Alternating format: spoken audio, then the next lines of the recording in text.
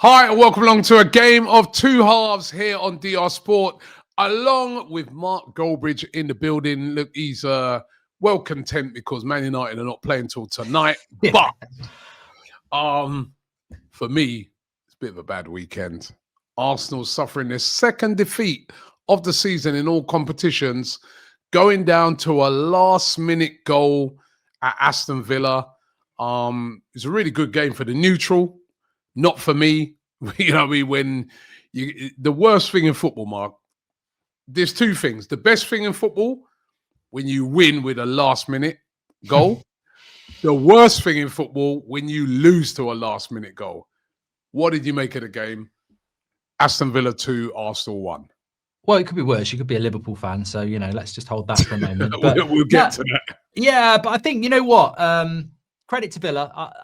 I mean, this league is crazy. I mean, Villa started so badly. They've obviously been on a great run, and they're impressive. I haven't really seen them in this good run until your game. But I do think Arsenal looked a little bit leggy. I think a lot of teams have looked a bit leggy this week. We've seen it with Chelsea. There's a lot of football. It's 3 games in a week, and I do think Arsenal just looked a little bit leggy, and Arsenal, and it could have been a draw. I thought Arsenal first half didn't look very threatening. A few shots from distance. Villa looked the better team. 1-0. Second half, good changes by Arteta, gets him back in the game. 1-1. Then it's Emery makes changes, and they're back in the game. And then obviously it's a last minute winner. So I think at the end of the day, it's a last minute winner, isn't it? And again, as we said against Chelsea, I don't think over a 38 game season it makes a massive amount of difference for what Arsenal are trying to do. But obviously they'd have been a lot happier with the point. But I think, I mean, one thing you've got to look at is that the title race is a little bit closer now, and Arsenal, I don't think those things happen if they've got Gabriel or Saliba at the back, but you're going to get injuries, and Arsenal do seem to be getting quite a few at the moment. I wouldn't use that as an excuse, but I just think it's, you're going to get a little bit of a dip. You are. Arsenal are having a bit of a dip at the moment. Is it a crisis? I think you win your next 4 games if you switch on. Yeah, listen, Mark, you know what the thing is about it? I wasn't absolutely disheartened about it. I was gutted because it's a last-minute defeat. Obviously, I was at the game. I thought it was a fairly even game. I think Villa probably shaded it. They had the better of the chances. But it was, you look at it, 15 shots each. But it was a real sickener at the end. I thought Arsenal had seen it out. And when I saw the team sheet on my way up to the game, before the game, I was like, I felt that we can win this. But when I saw the team sheet, realised no Saliba, I was like, I'll take a draw. And I was thinking I was going to get a draw, and then the sucker punch right at the end. But I think the problem with Arsenal at the moment is just you can't keep going into all these big games with so many injuries. You know what I mean? I was talking about this earlier on an AFTV show, and I was saying what summed it up for me was the fact that Trossard came on, scored a goal, then came off again because, they said to him, you can only play 30 minutes because of injuries. And we've either got players injured or players that are coming back. And until we get people back, settled, then, it's very, very frustrating as an Arsenal fan at the moment with the amount of injuries there are to key players. But what I would say is Villa are a very, very good side. I don't think they're going to win the title or anything, but they are a good side. They are a very good side. I was very impressed with them. I thought they played very, very well, especially in the midfield areas. And we got undone. It was as simple as that. We can't complain. Yeah, and also I think looking at a lot of the criticism of Arsenal, and I'm sure people are getting the comments with it, is bottle jobs, bridesmaids, this, that, and the other. Maybe that'll be right, but we won't know that until game 38. And I still think Arsenal,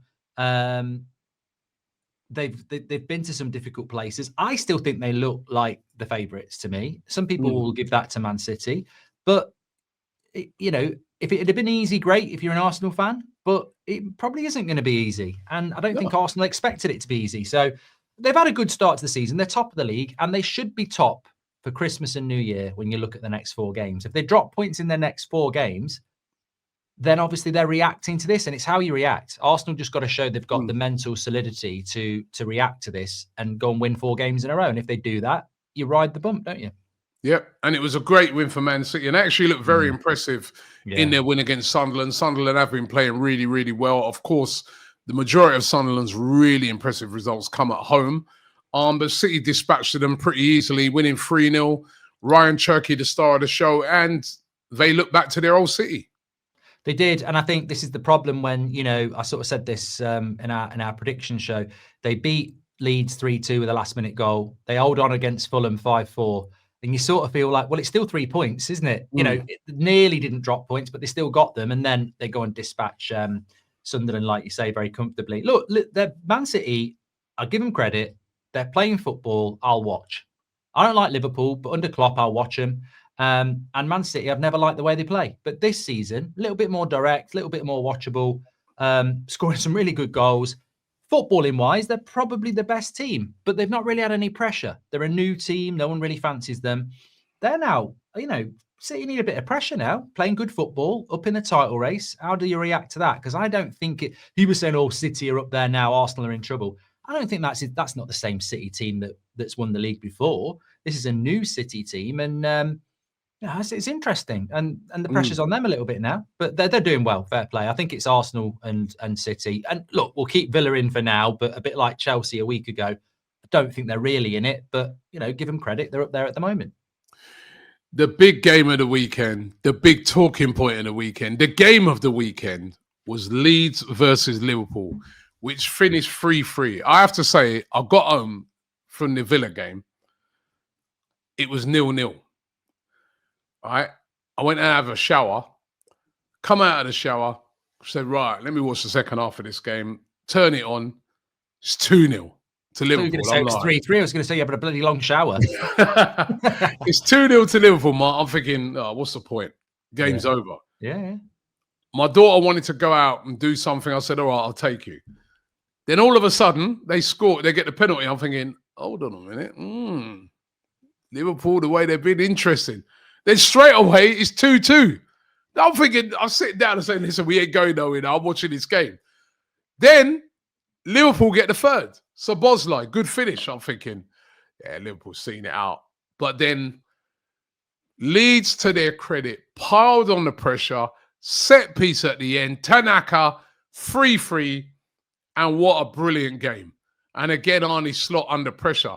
But we thought he was under pressure, only to find out about 45 minutes later Unbelievable. that Mo Salah had done this bombshell interview.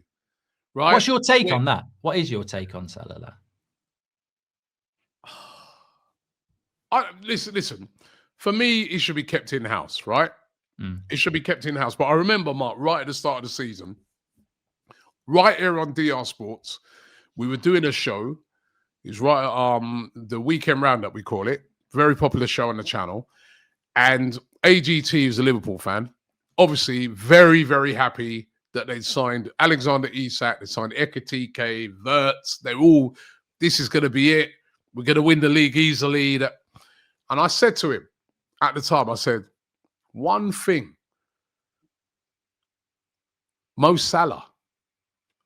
This could mess with the dynamics of the team, because how do you leave Salah out? Suppose he goes, and I always thought to myself, what if there comes a time where you have to turn around to Mo Salah and leave him out? Now, you can leave him out for 1 game, but 2 games, 3 games, that's a problem. And we saw it all come to fruition. It didn't surprise me that he threw his toys out of the pram. It didn't surprise me that he came out and said this. I don't think it's right, the way he's done it. But then the thing is, in football, we don't know what's going on behind the scenes. Does Mo Salah feel like he's being forced out of the team? Because certainly the way he spoke, I started thinking to myself, is he thinking to himself, they're looking at him and thinking, this ain't the Mo Salah of last season. He's on massive wages. Freeze him out slot. And then he'll go Saudi or something. We can get him off the wage bill and just stick with what we got here. And he's cottoned onto it, and he's very angry about it. And he's come out and said, because I honestly, I could not believe the way he came out. No, I mean, I think it's look, you look at the Leeds game yesterday, they didn't drop those points because of Mo Salah. I mean, Konate's tackle, if he doesn't make that tackle, I don't think that happens. It just gives Leeds that momentum and belief. And that's been happening all season with Konate and Van Dijk and Kirkes. Defensively, they're terrible. So I think from Salah's point of view, there's two things. One, I don't think he can moan about being dropped because he doesn't offer anything defensively. And at the moment, he's offering nothing going forward. And also to come out after a game and make it about him, I think it was bad. You know, if that was a United player, I wouldn't be very happy. Yeah. But I do agree with you. I do think Liverpool have looked at him and gone, he actually has fell off. He ain't coming back from this. We need to cash in. So it's almost giving him a bit of a push to do what he's done. And he's obviously pissed off. But I think that it's a difficult one. And the big thing is a shame. And as much as I don't like Liverpool, I do think it's a shame because I think Salah is a Premier League legend. You know, I look at people like Thierry Henry.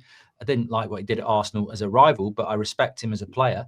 And I respect Salah. And it's a shame when a player ends. I said it about Gyökeres from Sporting. He was a good player for Sporting and it ended sour. And it's a shame when that happens because Liverpool fans have got to make a choice now. Do you back Salah or do you back your club? And it's a shame when that happens because hopefully they can calm it all down very, very quickly. And just, but I don't know how you do that because he ain't in the mood for that, is he? He's having a pop at Carragher as well. I'm waiting for Carragher's response. I know. My daughter said to me today, she said, Dad, I can't wait till Monday Night Football tomorrow. Not for the football, but for Carragher after it. I mean, I'm surprised he hasn't said anything yet.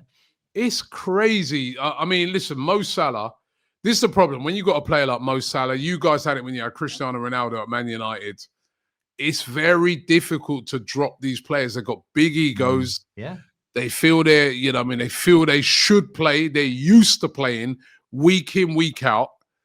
When you turn around and drop him, and you know what you just said there, all right, you make a point, which is true. He hasn't been playing well, but nor has Gakpo, and nor has many other players in that team, and they're still playing. So he might be looking at it and thinking, well, hold on. Why is it I've been... Well, that's what he said. We didn't bring him on yesterday, did he? I think that's the problem. He didn't even bring him on. And, you know, that will piss him off in a game like that because you think, all right. But then again, I watched the Sunderland game on Wednesday, brought him on for the second half, did nothing. So it's one of those, isn't it? I mean, it's a shame it's ending like this, but Liverpool have got big problems. They don't look like they're going to win games. Have you ever seen Liverpool like this where dirty laundry being aired in public? No, that is not the Liverpool way of doing things. No. And that's why I think even Michael Owen put the tweet out today. And, you know, Michael Owen's quite dull, isn't he? But, you know, he knows Liverpool Football Club and he is right. That's not, you shouldn't do that. You know, no. Do you care about your reputation? You know, Liverpool's look at Trent. Trent got booed. He's a local lad who came through the youth. So, yeah, you're putting Liverpool fans in a situation where they're not going to want to go against Salah, but, you know, he shouldn't be. It's a bad look, isn't it, Robbie, at the end of the game when you've got a player and they get all the press together and they basically slag your club off.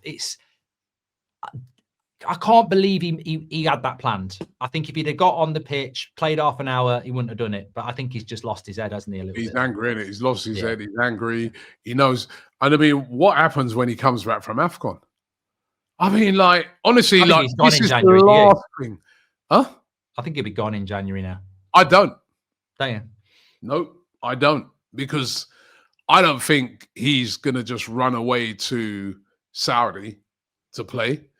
I believe that he's going to feel that. I actually think, my opinion, this is just my opinion. I don't know if it's going to be true. I think he's waiting for Slot to get sacked.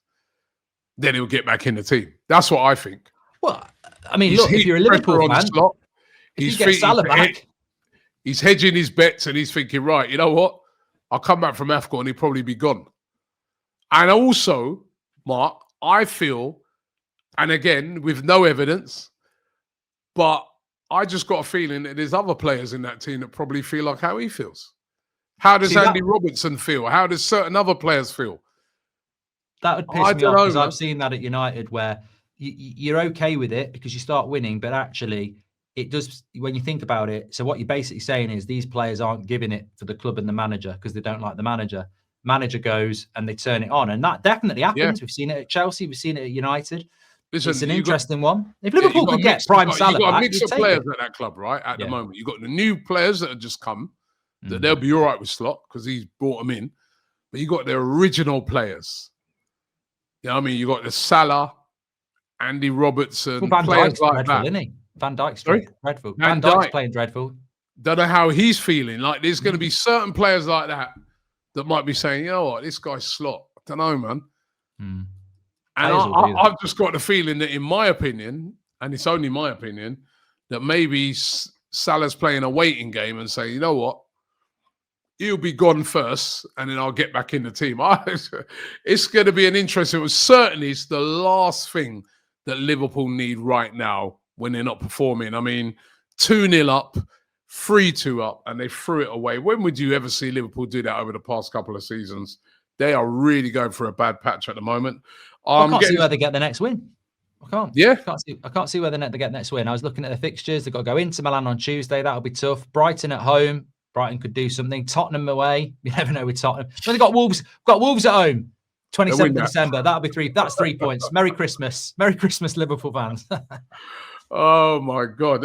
Spurs got a very good win. They beat Brentford by 2-0. Xavi Simons at last turned up, got a goal and an assist.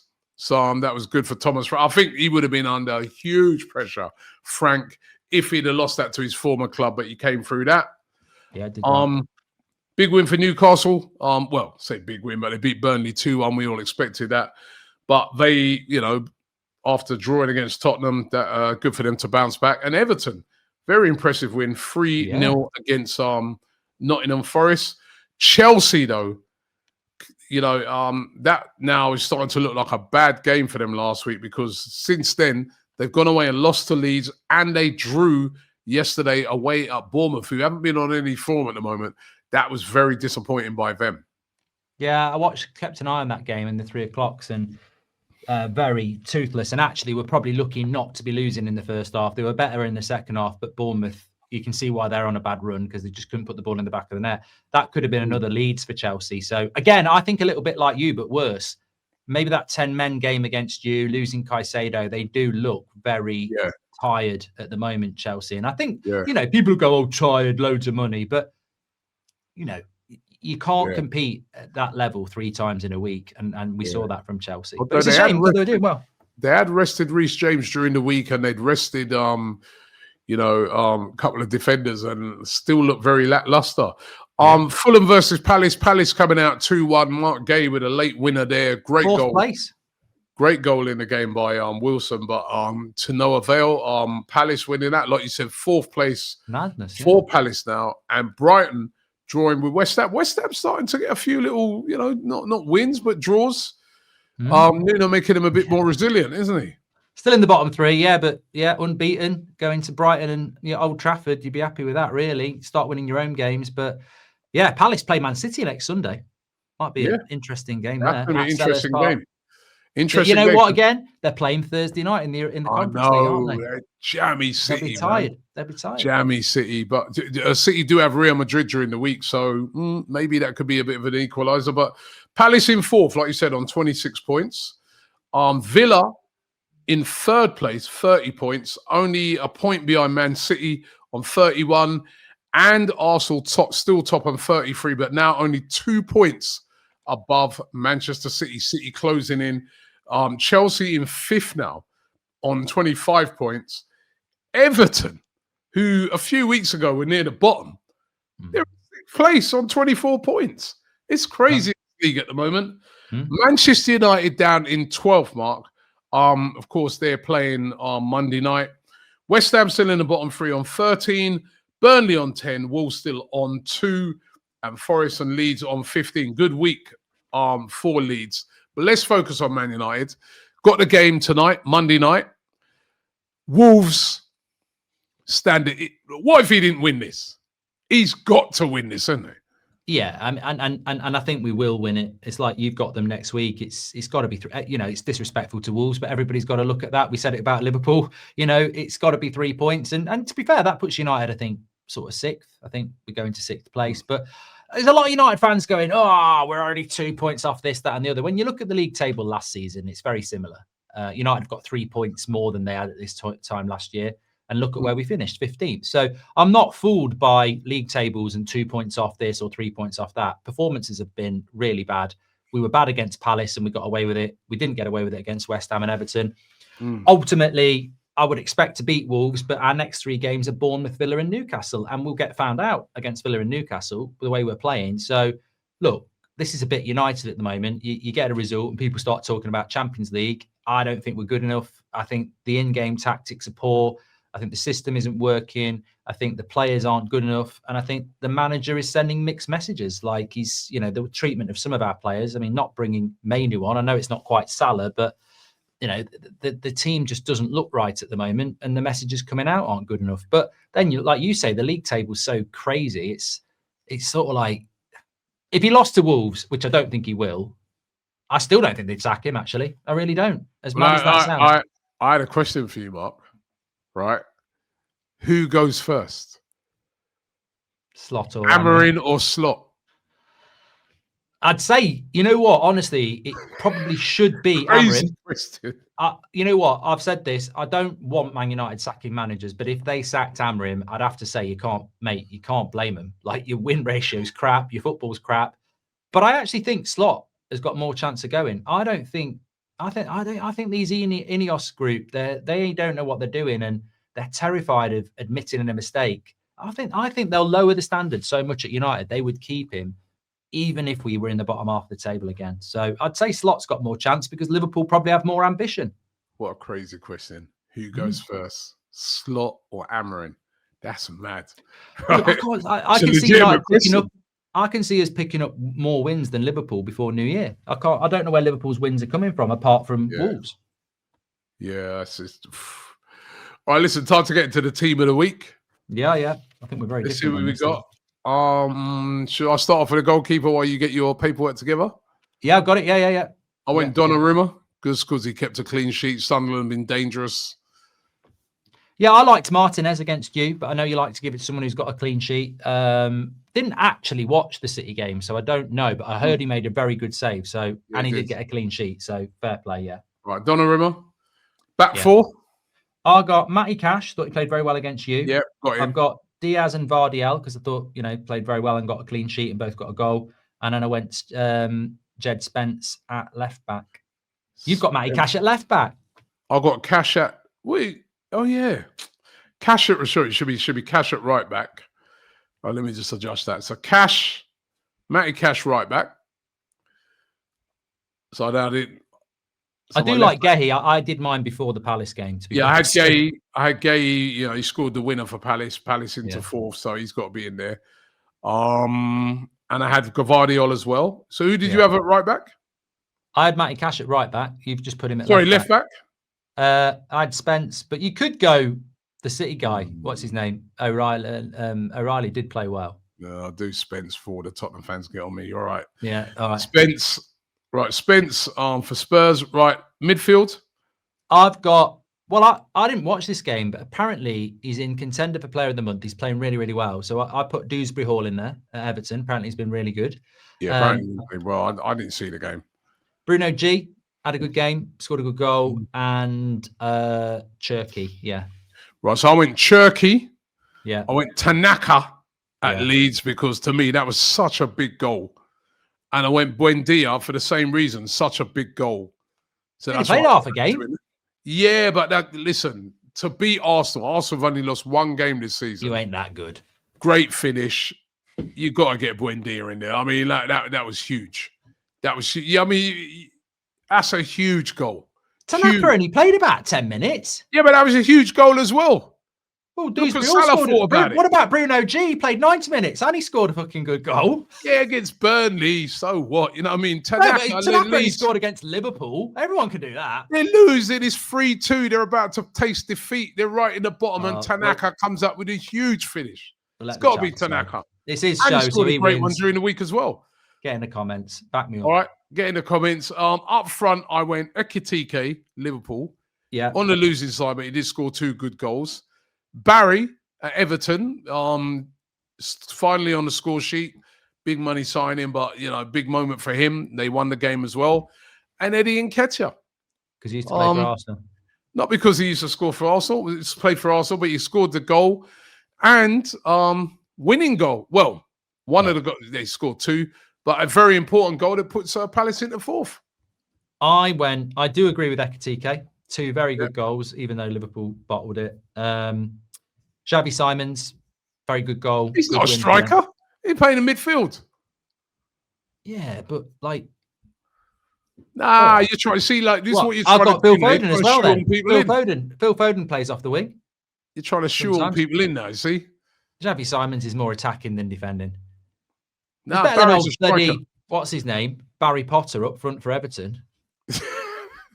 And Nketiah as well. I mean, I'll never... Good finish. Yeah. Good. They've gone up into 4th. Look, I think Simons should be in there, and I think Phil Foden should be in there, but... Yeah, I got one Tottenham player in there already. That's enough. Right. Right, we'll leave it open to the comments. You let us know whether you agree with Mark or whether you agree with me. Let us know. Salah's not there anyway, is he? Huh? Salah, should we put him in for his interview? Great finish to the game. You know what that reminded me of, right? It reminded me of the Ronaldo when he did the one at with least he Piers waited Morgan. a little bit. At least he waited a bit. Yeah. Honestly, like, you know what, right? It's like, we'd had our defeat, and I'm driving home, I'm like, all we're going to hear now is about Arsenal losing. Then I get home and I see that interview. I'm like, wow, he's taking the heat off of us. He literally, I mean, I wonder if did you see like the Liverpool press guy behind him going like this? Oh, yeah. His face just went boom. Yeah. He was not expecting that at all. It's crazy. It's crazy. That's the Premier League, and that is why we love it. Yeah, I mean, it's got very close at the top. Let's see what happens over the next week or so. But Mark, thank you very, very much for coming on. Don't forget, I'll be back on Mark's channel on Friday. We'll be taking a look back at our predictions. I think I've got a couple, you know. I was doing really well, and then typically, you know, we'll leave it till Friday. But it was a good week. It was a good week. A couple in there, man. There's one in I sneaked in. Feel a bit like Liverpool. Feel a bit like Liverpool. I was cruising, and then old bloody Canate. It literally was Canate because I had a bloody Liverpool win. Canate's done me and Slot big time. Cheers, pal. Mark Goldbridge just turned into Mo Salah overnight. Thanks for watching the show, guys. Don't forget to subscribe to the channel, and also don't forget I'll be back on Mark's channel on Friday. But listen, keep it locked here, and we'll be back next week.